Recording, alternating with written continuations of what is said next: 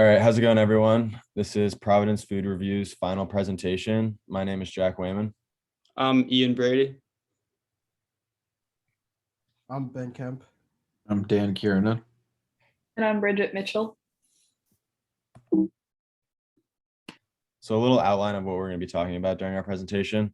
First, we'll start with our marketing strategy overview, and then we'll move into our Google Analytic goals, and then we'll go into the keyword research, and then we'll dive into the search engine optimization, the social media strategy, the social media promotion that we used, and then lastly, we'll finish with our overall reflection. Now I'll hand it off to Ben to talk about our marketing strategy. So our company name is the Providence Food Reviews, like Jack said, and our mission is to provide the local community with a service that allows them to both enjoy and help out restaurants in their area. Our service is mainly providing a website for customers where they can get accurate COVID guideline information on restaurants in the Providence area, as well as honest food reviews where people are allowed to comment and share their own opinions. It creates the opportunity for those same restaurants to host charity events and promotions that will help their restaurants in a time of need. So our kind of statement is to Providence College students and Rhode Island locals. The Providence Food Reviews is an interactive blog that allows you to discover new restaurants while helping the ones that you already enjoy. We hope to utilize the site in both ways. It gives us a chance to find new restaurants that others enjoy and also to provide feedback on their own opinions on places that they've already eaten. So it's kind of the best of both worlds. And this certainly creates good buzz for local spots, which can increase business, especially in a time where everything is virtual and there's kind of certain guidelines that restaurants need to abide by. So our target market customers will likely be between the ages of 18 to 54. This age group represents the portion of the population that might have an interest in our service. Most people younger than 18 would not be interested in restaurant reviews, and those over 54 would likely not utilize the type of technology to research this information. We will also target all segments of ethnicity, race, as everyone enjoys food and could utilize these reviews. College students at Providence College are also in very close proximity to many of these restaurants, and they rely on these restaurants rely on these types of students for their business. The benefits that our target customers want from the service is kind of twofold. Our regular customers are the local citizens looking for a meal. They kind of want the benefit of a smooth and functionable website that provides them a quick and convenient way to check out these restaurants. And our other target audience are the restaurants themselves. They benefit from new exposure, which could be kind of increased buzz or new customers going to check out what they have to offer. Yeah, so onto our goals. So the original goals we came up with were to drive traffic to our website, increase awareness about local restaurants in the Providence area, provide quality reviews that are honest and insightful, discuss how local restaurants are managing COVID-19, and create interest in the blog. But after doing our midway presentation and receiving some insights from Professor Al-Hudi and our peers, we narrowed down our goals to the following. Just increase awareness about local restaurants in the Providence area and create interest in our blog. And it just kind of seemed as though some of our goals could be combined, and narrowing them down to two goals allowed us to prioritize our focus and do the best research and analysis possible. And so for Google Analytics, our original conversion goals that we talked about in the midway presentation were users by session source, medium over time, and views by page title. And although we didn't just stick with these conversion goals, we made new ones. I still felt like it was important to provide an update on these goals. So as you can see below, our direct non-search for the users by session source medium is up to 62, which is a pretty notable increase from 16 from the midway presentation. I mean, it's not a lot, but I thought it was a decent increase. I think our original goal was supposed to be 50 for direct search, and we got to 62, so I thought that was pretty good. And then for views by page title, we also had a pretty notable increase from 17 to 81 people who viewed our homepage. We didn't get as many views as we hoped on the blog, but I still thought 81 was, again, pretty decent for our goals. And then so back to the other goal, like the new goals that we mentioned, I thought it made sense to create conversion goals for these goals as well. So the increased awareness and the create interest in the blog. And so the KPI for these two was to drive traffic to our website and find out how long consumers were interacting with the blog and reading about local restaurants, like managing COVID-19. So as you can see from the update on the bottom left, driving traffic has actually been pretty successful. We've had 169 views total across all pages and 40 users, which is, again, I thought, it's not crazy numbers, but not too bad. But engagement wasn't great for getting consumers to engage with the blog. As you can see, we only had an average engagement time of 32 seconds, which obviously isn't much, but maybe, we can just hope that people were just trying to read one blog when they are on our web, one blog review instead of a few. And then, so what's changed from our last assessment? So since our last assessment of Google Analytics data, we've had some drastic changes in some areas, but little to no change in other areas. We reached our goals and how many views we hoped for our homepage, but not our blog page. So we've had several more blog posts since our last assessment. And since then, we have noticed that some users have left comments and interacted a little bit more than before. And so what about our strategy led to our results? It seemed as though we were at least, somewhat successful in driving traffic and increasing traffic throughout the semester, which was likely through our social media promotion and spreading the word about our website. Our blog wasn't as successful as we hoped, but this could have been because our strategies and approaches to create interest just didn't work as well as we thought they might, at least from a Google Analytics perspective. And then, however, because we have such a big following on Instagram, it's possible that some of our users just read the reviews on social media instead of accessing the actual website, which would kind of explain in part why we didn't end up with the results we hoped for. And then lastly, with the Google Analytics, what we would do if we had another year. We would continue to improve the website as we've been, working to do all semester. This project definitely taught us the value of experimentation when it comes to something like this. And designing a good website is definitely not easy, and neither is finding ways to drive traffic to it. But the only way to get better and improve it is to keep trying. So although we fell short in some of our analytics goals, we did well in others.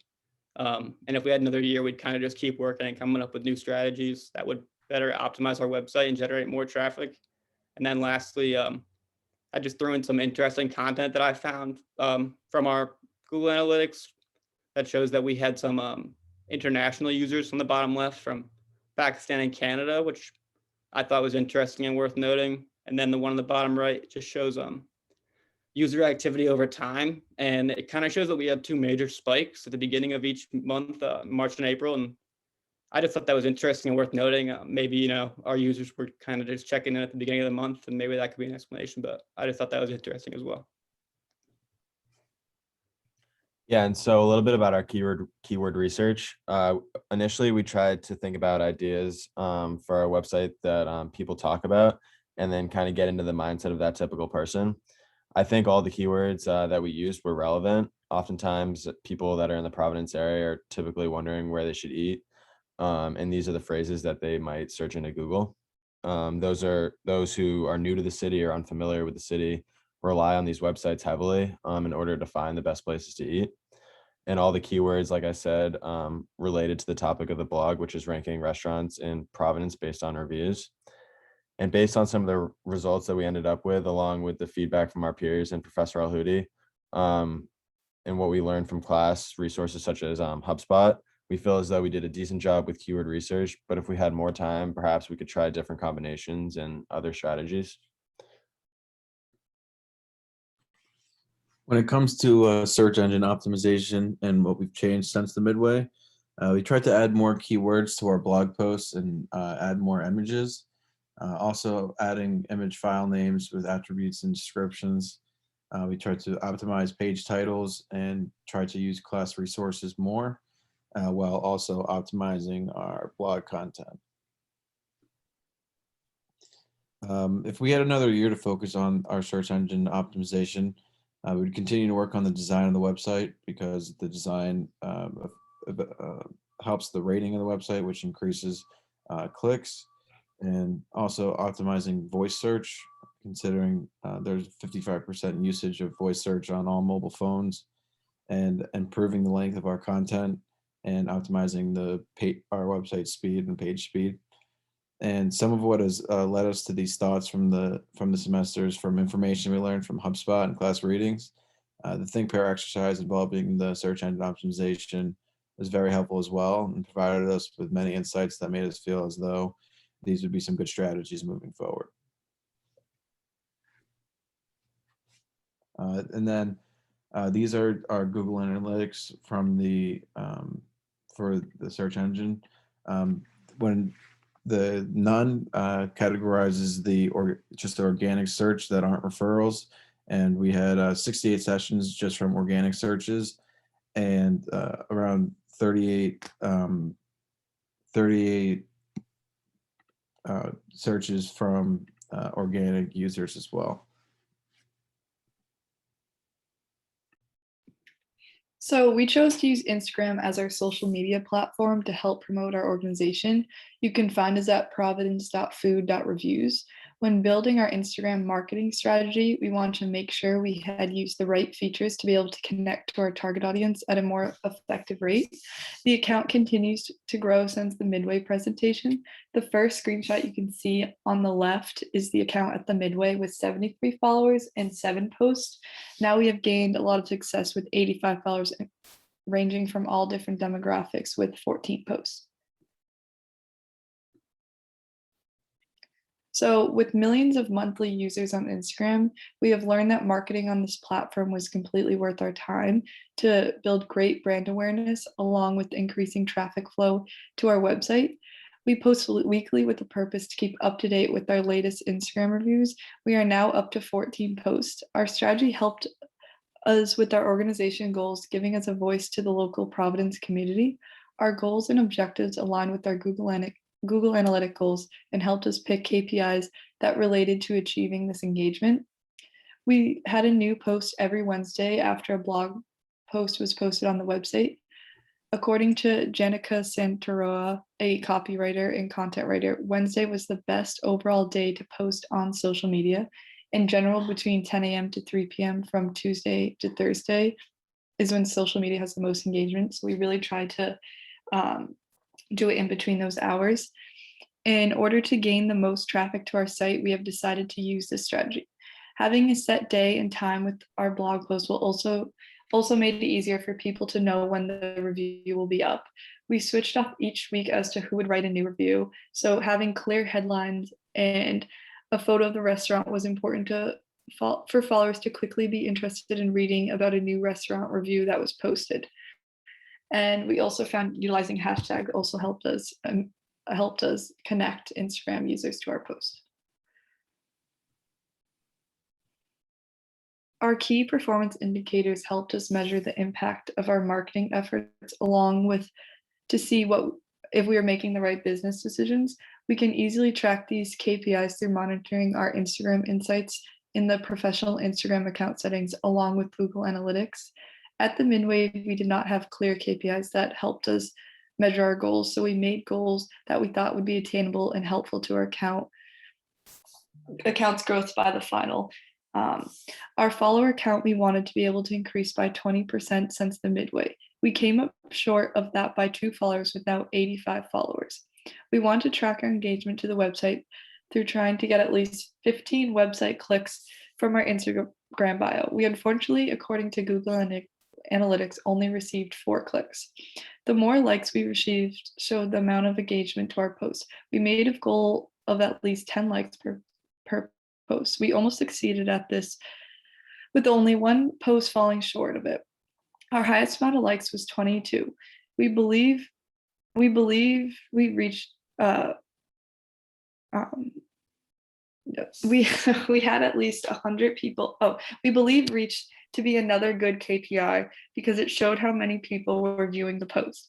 We had at least 100 people for the most part, viewing our posts each week. Keeping our content fun, interesting, informative will spark conversation to the followers. So as you can see, according to Instagram Insights through the screenshots, this was the top post with 137 reaches was our top post, and then our least amount of interactive reaches was 63. We have learned that Instagram is certainly a reliable online marketing tool that helps us increase brand awareness. When used correctly, it is easy for companies to reach consumers. According to HubSpot, we learned that the use of hashtags would help us reach our target audience and attract followers in our niche, helping to increase engagement. Once we started to use hashtags that related to our feed, we saw an increase in follower count. Follower count was an important KPI indicator that we learned to track through the midway feedback. We decided to stick to Instagram as our only social media account for now until the account became more established. This allowed us to really focus on keeping up with the content counter, which is crucial to having any engagement towards the account. We only had 4 clicks to our website from our Instagram bio since the midway, according to Google Analytics. Each post consisted of a photo of the restaurant, their logo, and a dish of the restaurant served, following a long, lengthy caption of the restaurant reviews. In the future, I believe we would get more clicks to the website if we were to post a shorter caption that tells the viewers to go check out the new restaurant review posted to the website. Already posting the review on Instagram really gave followers no incentive to go read it again on the website itself, which would allow for more clicks to the website. We were able to realize this after a HubSpot post explained how Instagram marketing is all about visuals when it comes to gaining Instagram followers. They explained how a good Instagram caption explains what the photo is about and tells your followers to take action. In our case, that would be letting our followers know to go check out the website, being more engaging in each post, having some sort of call to action, prompting followers to do something.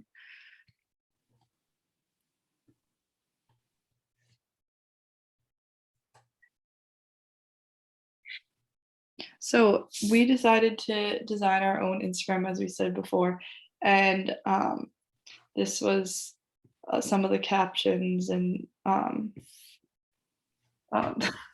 this is our Instagram, and we decided to stick with that for now and not go ahead with making a Facebook or Twitter, just to try to keep gaining new followers and more awareness to our website. So a little bit about our reflection after the project. We were satisfied with our website. It was something that we were all interested in, and it never felt like it was work that we had to do. It was kind of fun, and it was rewarding seeing the actual results. Oftentimes in marketing, such as like advertising, event marketing, certain campaigns, emails, the results aren't as clear. But here, especially with Google Analytics, we were able to see that our work was paying off. And the first few weeks were definitely the most difficult because we were still making a few adjustments and comparing our site with our competitors, and figuring out, for example, like what keywords they were using and what worked better than others. And then we also reflected about how much goes into digital marketing that users are unaware of when they're on a site. There's a lot that goes on behind the scenes that can improve sites that users just, like I said, are unaware of. And then lastly, we feel confident in our digital marketing abilities and thought we all worked well, collaborated evenly, asked questions, which all contributed to our success. And here are some of the our works cited. And that's the end of our presentation. Thank you. And if you have any questions, feel free to ask.